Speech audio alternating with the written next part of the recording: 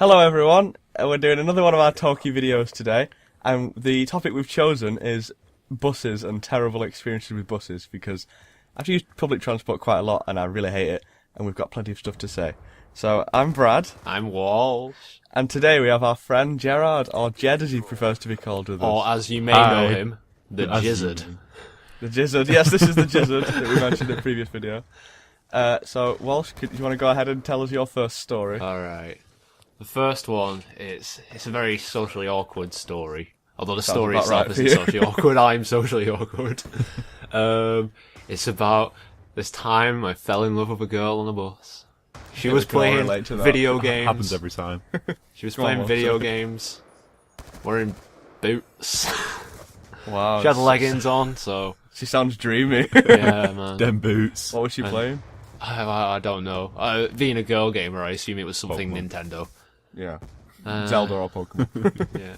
I kept looking over, caught her looking a few times, but of course I'm too much of a coward to act. The story pretty much ends when she gets off the bus, but there was a bit where I spoke to her. No, our bus not had you. Yeah, our bus stopped, and we had to get on a bus behind, but she was still playing video games, so I had to tell her. Oh. That is the most sexual contact I have had in years. No, well, you're such a hero. I mean, she would have been stuck in that bus forever. Yeah. I know, right? Everyone would have got on the bus, and she would have been sat there hours later, like, guys. Guys. She was all like, thank you. As you are when someone helps you. But she said it twice. She said it when she got on the other bus as well, and I was like, that's okay. Oh my god, I think Walsh is in there, don't you? Yeah, I think you just need to catch that bus for the, For the like- rest of your life. I pretty much do. It's the only one that goes to Manchester from my house. Well, not my house, from Shaw. But for the rest of that week, I was just constantly like hoping she'd get on the bus every morning. It was awful. Yeah, he gets on a double decker, and he could sit downstairs. There's plenty of room, but he has to go check upstairs every time. He always panics when he sits upstairs, just in case she only goes downstairs. I have to look out the window, like put my head to the side of the glass. Oh, wow. Okay, I've got a story. This happened the other day. This is the one that I mentioned, but you told me not to tell you. Yeah. So the other night I was going out, and I got the bus about. It must have been about 8:30, and I was supposed to be there for 8:30. Sorry, and I got the bus. I went to the bus stop at 8, and as you know, our bus stop is very unreliable. Yeah. So I finally got on the bus at 8:30, and we were just driving down Manchester Road, and then a black guy gets on. Not that it's any, like, racial. No, it's just a Who do you black think guy. we are, Gerard? So a black guy gets on the bus, and I don't know if he was drunk or what, but he was obviously a bit special, shall we say. He had a plastic bag in his hand, which was just full of plastic bags. It was just loads of Hey, I have one in my kitchen. Everyone's house has that sort of Yeah, like a draw arrangement. or something like that. Yeah, but this guy was carrying it around.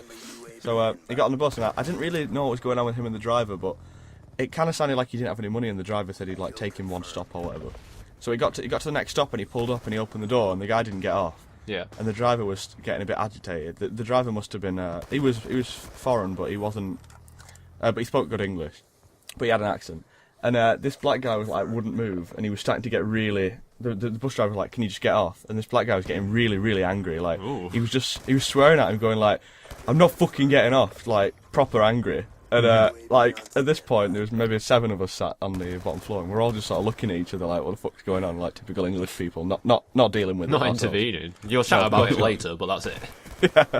And this guy was getting like really agitated. So the bus driver got out of his little booth, which is a very rare occasion. Yes, it is. So you knew shit was going down. And this whole time, like the bus was just pulled up at this one stop. And the bus driver was like trying to grab him and push him out the door, and he was like holding onto the bars and everything. Getting physical. Yeah, it was like if there was a tornado, this guy was grabbing onto these bars for dear life. And the bus driver was like just trying to pull him off, and he was saying like, "No," and he kept saying like, "Punch me, hit me," like all this shit. And the Whoa. driver was like, "I'm not gonna hit you." He's like, "Just hit me, just do it." And the guy was like, "No." He just kept saying, "No, I'm not gonna do it." And he started just swearing all the time. And then the bus driver eventually just sort of went, "All right, come outside then." And he was like, "Yeah, fine, you can hit me finally." And he got outside, and we were all sort of stood just like everyone now came downstairs, so there's maybe like 12 people, and we're all just stood there watched out the window, and there's like you can just hear swearing and everything going on. And then the bus driver starts like walking away with him, to like I guess the black guy thinks he's gonna fight him. And then the bus driver just turned around, just ran onto the bus and closed the door and drove off. That's brilliant. That's the best way to handle it as well. He was such a hero. Like when we got off the bus, everyone was like saying thanks a lot and like shaking his hand and everything. That's great. That was so well handled. I know, he did a really good job of it, but it did take like an hour to get to Manchester. He trolled the shit out of a crazy guy. Exactly. It was a brilliant moment in my life. Although I was pretty scared, to be honest. This guy was saying, the black guy was saying, like when he was trying to pull him off the bus, he was saying like, you don't want to mess with me. And he was like, why not? And he said, you don't want to know. And I was like, just gonna like whip out a pistol and like shoot us all down. It was good though. Well, it wasn't good, but it was good, like seeing how he handled it. Yeah. Anyways, Jed, have you got a story? Yeah, I have. We was on the same bus going to Manchester. Not the same one, but the same route. the same route. Seems to be some sort of curse. And there was 3 of us, and we sat on the very back row upstairs, totally on our own. And like anyone from the UK will know that all the buses at the back have 5 seats. So there's like 2 empty seats, and some, what I can only assume, was homeless. That or just didn't know how to operate a shower.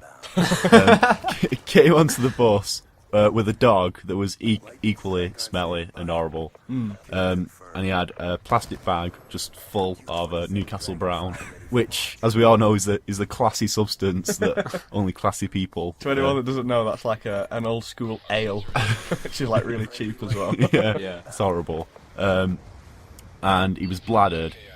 And he comes stumbling towards the back of the bus, and the horror, like the colour drained from all 3 of our faces as we was aware that someone would be left on their own, like wedged between the bus and this drunk guy and possibly his dog. So I immediately scooched up next to my mate to save myself the pain of to save myself the pain of having to be sat next to him. And he sits down.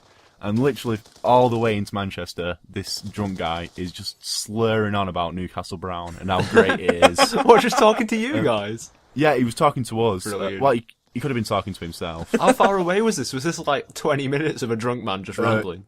It was probably more because we was like between Oldham and Manchester. We were just in Oldham, which is about half an hour on the bus, and we had to put up with this for a hefty amount of time. And it gets better in that about 10 minutes in, he's going on about how his dog loves Newcastle Brown as well. Which, I forgot I was sat next to Dr. Dolittle as well. And he just gets a bottle of Newcastle, like just a fresh whole bottle out of his plastic bag, which... The bottles are pretty big for Newcastle Brown. They're about 500 mils. Yeah, like a pint. Yeah, and he just starts pouring the Newcastle Brown into like the seat in front of us. Just onto the seat? Just onto the seat. What the fuck? And obviously the seat's having a bad time. It's, like, it's absorbing it all, and it's like going all over the show. Oh, wow. And his dog jumps up onto the seat next to it and just starts licking the seat. And the only thing that I could think of is that if that was me, it'd be going right through me. Because, not that I'd want to lick Newcastle Brown off a bus seat, but, and then the next thought that hit me is that, someone's going to finish work, because it was in the middle of the day, and someone's going to finish work, the bus is going to be full, and they're going to have to sit on that seat. Oh, and it's going to still be wet. Did the driver not do anything about it? Well, we was upstairs see, and the did driver he? was downstairs. Oh, yeah. So we was stuck between a rock and a hard place, really. You Rock just and don't want to start alcohol. on someone with a dog who's homeless. Yeah, who's you never bladdered. know what's going to happen. Or you Someone wouldn't like that. start on him anyway. You'd just be like, okay, crazy man. Well, we are British, so we just sat there and just politely accepted our fate.